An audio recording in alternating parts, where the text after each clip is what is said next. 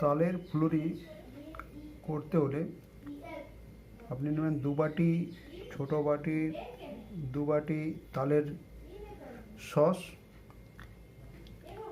Half বাটি সুজি, আর নেবেন খাবার সোডা সামান্য, আর নিচে 1 চামচের মতন মৌরি,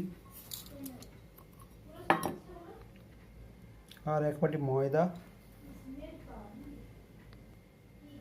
আর 2 চামচ চিনি। এবারে এই মিশ্রণটা করে 15 থেকে 20 মিনিট রেখে দেবো। এইভাবে মাখা মাখা করে আমরা রেখে দিচ্ছি, তারপর ঢাকা দিয়ে রেখে দেওয়া হচ্ছে। 15 মিনিট পর খানিকটা এরকম হয়ে যাবে। এটা একটু ভালো করে মেখে ছোট ছোট লেচি করে আমরা বড়াটা ভেজে নেব। ওই পেস্টটাকে হালকা গরম তেলে ভেজে বানিয়ে ফেলুন তালের বড়া।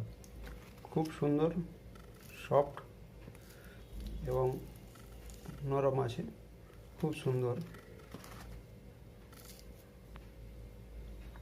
দেখলেই বুঝতে পারছেন। Thank you.